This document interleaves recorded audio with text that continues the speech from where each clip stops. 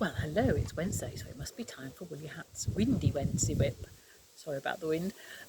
Well, we're at the end of August. How can that be? Nice bit of sunshine. Had a few showers of rain today, which is unusual, but quite a relief for the garden. And I've been doing lots of things like picking damsons and apples and processing all that. I've been down the allotment and I've harvested lots of corn and I've been blanching that and preparing it for the freezer. So I've been quite busy. So I should be looking forward to a little bit of a rest this evening, I think. Anyway, woolly things. Well, last Saturday was it's bank holiday weekend, so I went to the Berry Show, which is near Welshpool, and it's a lovely little village show, and they have tractors there, and they have heritage sheep, not the heritage, rare breed sheep, and they have dog show, and they have horses and all kinds of things, lots of stalls.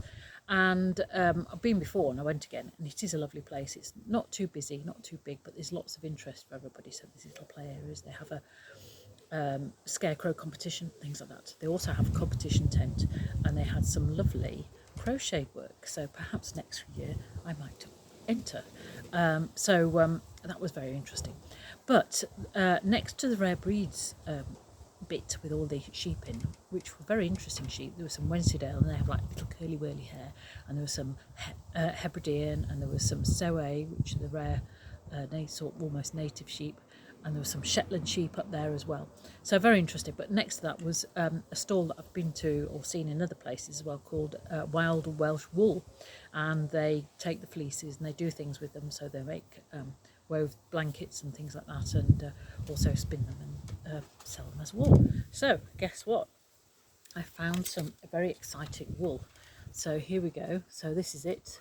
So it's a dark wool, but with lots of white flecks in it. So this is a mixture of Hebridean, which comes from the Hebrides, and that's the black bit. And then it's also got grey-faced Dartmoor. Now, grey-faced Dartmoor sheep, they had some there at the Berry Show, and they're like teddy bears. They are very, very cute, and the lambs are the cutest lambs I have ever seen. But even the rams look quite cute, and one of the rams won a first prize for being a very cute ram, I think. But there we go. So yes, I had to buy this. So this is 4-ply, so I could do some socks, but because they haven't got any nylon in, they might wear out, so I might use them as like socks for slipper socks, or I could make some gloves. Hebridean wool is, I think there's a bit of lanolin in, so it is a bit waterproof, but I don't know. But there we go. So that's some nice yarn for me to play with. So having done lots of stash busting, I've treated myself. So as well as that new wool, I have other new wool. So here is Rowan felted tweed.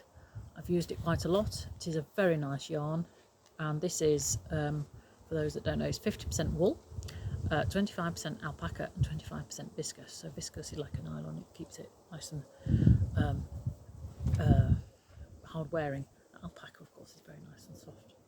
So I have got some balls of wool here. So this is, I'm going to make my friend, who's having a big birthday in December, a sleeveless top or a vest. And plane going overhead. The original pattern called for soft yak, which is sort of more of a cottony feel. So she wanted a more woolly feel, so I've got that. So soft yak, you get shorter amount of yarn in your ball than you do for wool because the yak is heavier.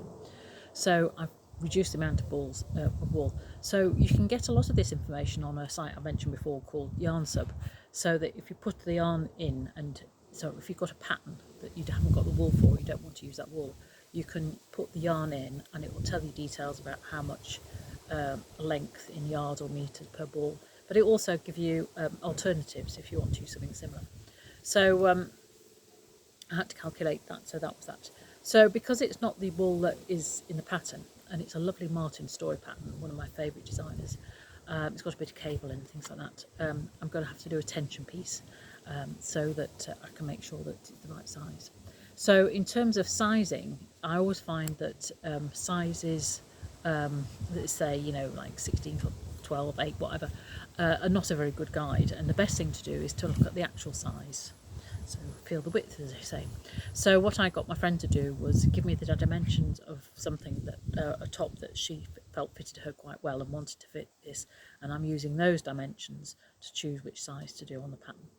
So that is the beginning of 2 new projects, that and that. So I think I might start this one first because obviously there's a birthday coming up. I need to make sure it's finished by the birthday. This is just a piece of pure indulgence. And why not? But there we go. So there you are. That's my woolly adventures this week. Next week, I will hope to see you again on Wednesday. So goodbye for now. And next week, I shall give you lots and lots of information about all my new classes for the autumn. Okay then, bye for now. See you later.